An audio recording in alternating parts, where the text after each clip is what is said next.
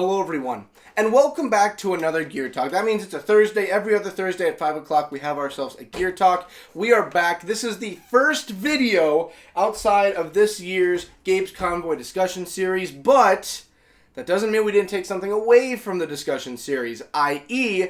a certain story called Gears of War Desolation, done by a good friend of mine, Bossman Jumpers. You can check out the story. It's over on Wattpad. You can also go onto his Twitter. He's got a link there. Go ahead and follow him. It's a great story. We originally covered the intro to everything following the first chapter. I kind of wanted to continue doing it. Kind of doing like a couple chapters each video. I just felt like the story is very good. I like what the story has to offer. Jumpers is a very nice guy, and his story was great. He gave me permission to talk about it, and I just kind of wanted to continue going on. Like, even though Gabe's Convoy is done, and this takes place during Tactics, it doesn't hurt to continue talking about it. Like, it's not like after Gabe's Convoy, we're not going to talk ever again about the Tactics stuff. Like, there's tons of things to talk about. We only talked about stuff involving Gabe's Convoy. There's other things, definitely, we can talk about. Like, whenever I make the New Hope video, that has heavy influence into Gabe's Convoy and like what they have to deal with, but New Hope has a lot of other things to offer. So it's one of those things where even though we finished, I kind of want to keep talking about this because the story is still going. He's still writing more chapters. I think right now, currently, they're up to chapter 5 at the moment. So we're going to go up to 2. So spoilers for anyone who has not read the fan story. If you haven't read it, go ahead and take a read. It's really good. If not,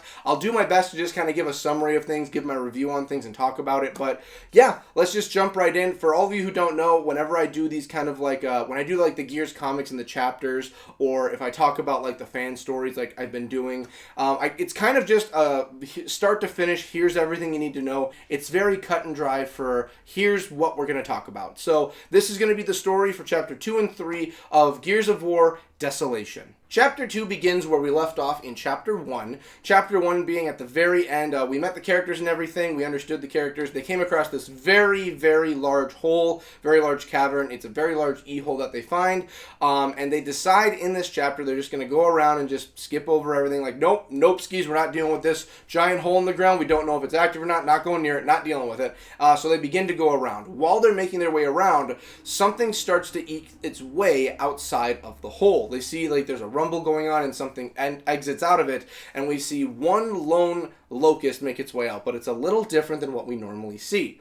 This locust having, you'll never guess what this could be, yellow veins going through, the skin is permeating this yellow aura, the eyes are just yellow as ever. It's pretty much stated, it's not stated in the story, but it's heavily implied. Even checking with Jumpers, he confirms this. We're dealing ourselves here with a disciple. Now this again is during the time of Tactics. Around that time we're in Aldair, so it's not a crazy thing to think that some of the disciples and everything, zealots even, we haven't seen any of that, but it's a possibility, are around the area where Ukon could be. So we have a disciple has now made his way onto the battlefield. They all foresee it. The first reaction given from Mark, Axel, Lucas, and Eiffel is shoot it and kill it. So that's what they do.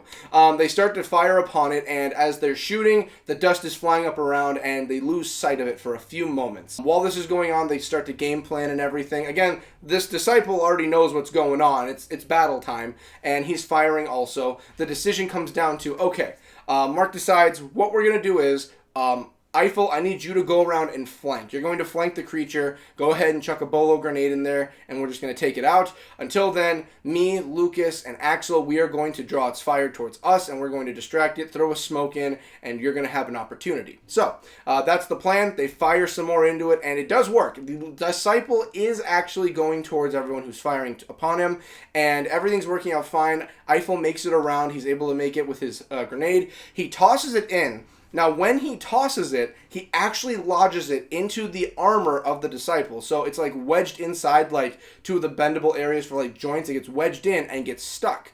Once it is stuck, it's kind of an idea of like, okay, I got it. It's fine. It's point blank grenade fire. It's going to die. The disciple is a lot smarter than he looks, however, and he understands what they're trying to do. Once the grenade is tossed, Eiffel is actually somewhat close to when he throws it. The disciple is able to turn around, grabs Eiffel, and is able to hold on to him, sheer force, and starts lifting him up off the ground by his neck. As Eiffel is being lifted, obviously this is a big, oh no, this is bad, not because of the fact that Eiffel is going to be, killed by a disciple, which is a horrible thing, but also because that grenade is still lodged inside of the armor of the disciple. Once everything is said and done, the ticker goes off, the grenade explodes, you would think that's the end of both. Well, that's not really the case. They live from the detonation of the grenade. What happens is, because of the way that Eiffel was held and the positioning of everything where it was lodged and for the disciple, Eiffel is actually caught in the blast, but he's thrown. It turns out that a little ways away, there is a store that has a large window in the front. He goes through it. In the words of everyone, he goes through it like a brick through a window is basically what happens. So he flies across the air and goes through. Remember, in Aldair, where they're going right now, this is more of a residential, like, shop area, like a downtown. So not residential, but like an area inside the city where shops are. So it's pretty much like an urban battlefield. And Eiffel goes through the window, and he gets the wind knocked out of him. The disciple, however, is still standing. The only thing that has happened, though, with this grenade detonation, point blank, it's still fine. It doesn't have any visual signs of, like, being, like, kaboom. What happened was the armor did actually save the disciple's life. It just shredded its armor, completely gone, and the weapon it was carrying, I'm going to assume a hammer burst, was also destroyed in the explosion. So it is now a bare disciple with just what's running through its veins currently at the moment. So anything that's juicing it currently has pretty much been destroyed, but it still has, the emulsion in its veins at the moment. It is now in a very heavy rage, and it is now going hand to hand. The armor is gone. It is now going fisticuffs with anyone close. That individual being Mark. Mark is the closest one to him, so it makes a beeline right for Mark. Mark being the leader of this squad. And Mark is pretty much a little worried because none of them thought the Locusts were able to move this quickly. This is a disciple, however. It's very much juiced. It's very much agitated. Adrenaline's running. So a normal Locust, you could probably confer, would not have the same amount of speed and agility we're seeing right now.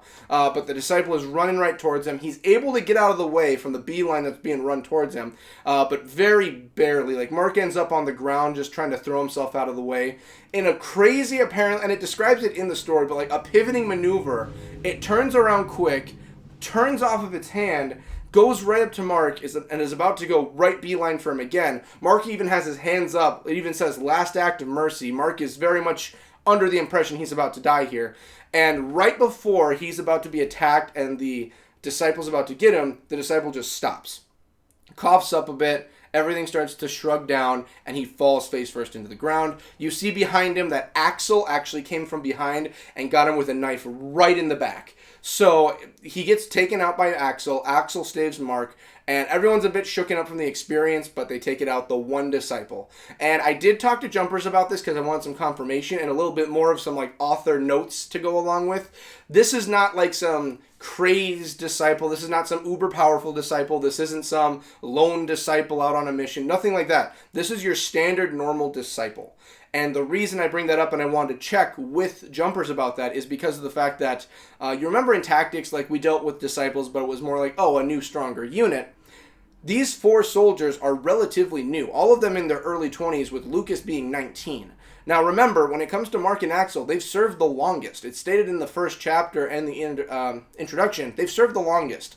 But Mark's only served a little bit longer than Axel, and both of them only at the very very end of the Pendulum War and very beginning, right before the hammer plans were stolen. So it is stated that Mark has seen some action here and there, but it is mostly stated by Jumpers that when it comes to Axel, yes, he was enlisted and he was a full-fledged soldier. He did not see that much action at the very end of anything. He was in a few scuffles, but that's about it. He's nothing you could say like a seasoned veteran. Like, he's still very new himself, with Eiffel and Lucas being freshly deployed, Lucas being the youngest, and Eiffel pretty much not that far ahead. So they all finish up. They get a hold of Eiffel, get him out. Mark is shaken up just a little, but he's pretty much okay, mostly thankful to Axel. And then you have Eiffel getting up like, yeah, that hurt, but I'm fine. Everything's copacetic. We're good. They continue onwards after the entire thing, and they're all very winded after this experience. Again, like, a disciple is a very deadly force against 4 fresh, standard, no-face gears. That's how jumpers explain them. That's their level of power, basically. They're just 4 grunts. That's basically what we're dealing with. So they get further along. They get into more of a residential area now instead of the shop area, where now they are like near a playground. And they say, you know what, we're going to rest up here for a moment. Mark decides we need a breather. Everyone just chill. Everything just get some breaths in. They do check in on Eiffel, and he still says, no, everything's good, everything's fine. Like, he chucked me away, but I'm still hunky-dory. We come later on, we get some subtle hints that might not be the case, but we'll get to that. While everything is going on, they find it a little bit eerie, mostly Mark for this situation, where they look around the area, and it's a very nice residential area, like picket fences, all of that. But this is after like all the war and everything that's gone through. It's been a year after E-Day now, so a lot of these places are kind of like more disheveled. Things are rusting. It's a lot less. It looks more like a poorer district, how Mark sees it. And Mark can relate to this because Mark grew up as a very poor individual, so he's like, I'm used to seeing things like this. This apparently was a very nice place, but this is more of like what I grew up in. And while he's looking around, he notices something going on further on in the park area they're at. He goes by and starts to smell the smell of death, the smell of rot, decay, and he goes and he's like, something's wrong here. Something isn't correct. Something's not right. He goes further along into the distance, and this is when he starts to see like some blood stains. He sees a bloody children's shoe, and then he looks up, and this is when he sees what's actually up with the park. What's going on is that this was apparently like a slaughter ground. Like a lot of children, the bodies and everything you see, where they've been mutilated, beaten, slayed, slashed to pieces, just hundreds of different ways you could kill someone, and all these children are just laying there dead. Mark is very much taken by this. Again, this is like a bunch of dead children you're looking at right now. He has the urge to throw up and everything. He's got a tear going down his eye. He's very affected by this. His main course of action is to put his helmet back on, and he goes back to the other 3, and he's like, we need to continue moving on. It's not safe here. We need to continue forward. He's trying to hold and muster as much bravado in front of them as he can because, again, he doesn't want to seem weak in front of them. He is their commanding officer at the moment. He's like, we need to move on. Not safe. Let's continue. We move into chapter 3, and the first thing we have is Mark is walking ahead of everybody, and he's very stern and walking and very quiet. We got a lot of point of views from Axel in this one, Axel being our eyes and ears for what's going on for this. And he goes up and he notices something is wrong with Mark. He knows that like there's something wrong. Like, I've known him for quite a while. Axel and Mark have known each other for a while. Not like for years and years, but they've been like in a squad now and then, and they know each other well enough to know they have each other's backs, with Eiffel and Lucas being the 2 they've never met before up until now. And he's like, what happened back there? Like, obviously something happened at the park. He doesn't want to just dig into it, but he's like, what happened? Like, what's going on? While they're continuing to walk, they go into a new neighborhood, and this new neighborhood, this is a lot more of a grisly scene.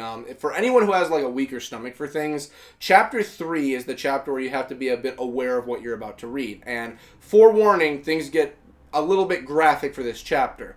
Jumpers didn't hold anything back for this. They continue to walk through, and they see a bunch of bodies strewn everywhere throughout the entire neighborhood. They see bodies in the streets, bodies in yards, bodies like barely coming out of their houses, bodies that are hanging outside of windows, hanging from lampposts, intestines ripped out and gorged out of many of them. It is a grisly, like, destructive sight that the Locusts are showing. And this is, again, like, I'll call back to like 1 when it stated that like the Locusts are pretty much creatures of rage and destruction. While Mark is walking along, after what he saw over at the park, this is affecting his mind. He's like, he doesn't like what he's seeing. While they're walking along, you also look back, Axel does, and he's looking to see how everyone else is doing. Because right now how it's set up is that in the walking right now for the squad, you have Eiffel and Lucas are in the back, Axel's mostly in the middle, and then Mark is leading them, and he's been very quiet and stoic the whole time.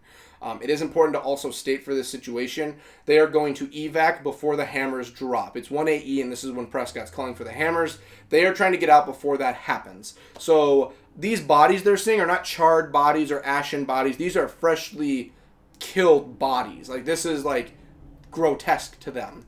They're walking through everything, and Axel looks back to see how everyone else is doing. Lucas is very tired, distraught. He is very worn out.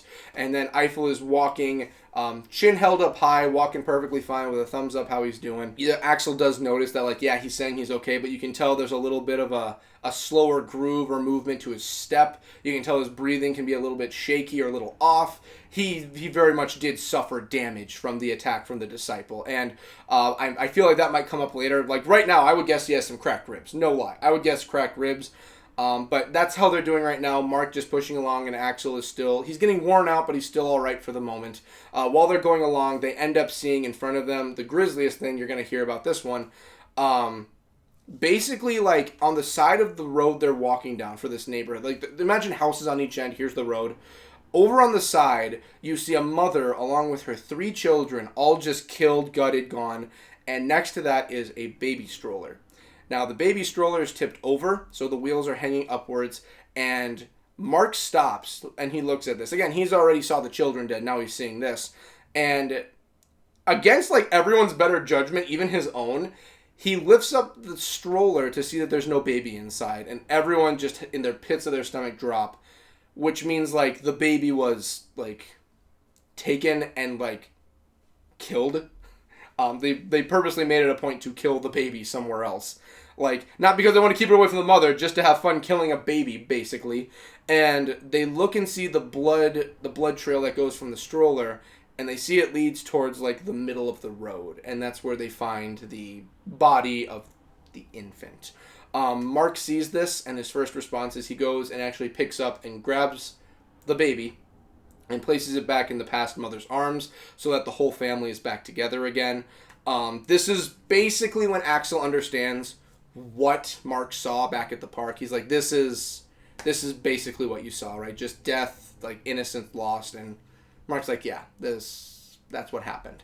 So, you know, everyone sees this and everyone has their own reactions. Axel, we're seeing the eyes out of for this, kind of. So Axel is kind of our, like, okay, this is what's going on. He's more of, like, aware of what's going on around him than just the situation. He's taking it the best. Mark is very, like, focused on the situation and very upset from everything he's seeing. Even places his hand on the wheel of the stroller, like, this is just messed up. This is wrong. He basically says it's not fair. And he's right. Like, this entire thing, like, this is an innocent family got caught in a war and got killed. Like, it's not fair. You have Lucas. Lucas takes his helmet off and starts throwing up. Like, Lucas just he's throwing up from, like, the disgust he's seeing in front of him. It's horrible. And then you have Eiffel, who actually walks up very stoically in front of everything, takes out an ornament or, like, a pendant and starts to pray in front of them. And this kind of, like, takes, like, Axel off guard a little bit. Like, everyone else is responding and focusing on that, but Axel's aware of everyone, and he's like, it's very odd. Like, you wouldn't expect Eiffel, this very large, boisterous, like, in-your-face kind of individual, is also a very religious man. So we get a little bit more information about the characters, with Eiffel being a religious individual and how he sees death. Mark is having some trauma. The chapter 3 is named Trauma. And you see that Lucas is very softer when it comes to this, even throwing up seeing this type of stuff. Axel probably, like I said, being the most, like okay in the situation. He's not doing well. Like, he just saw all of this, but he's like, okay, what else is going on? Let's focus on this. This is when Mark decides, like, you know, we got to keep moving. We got to get to evac.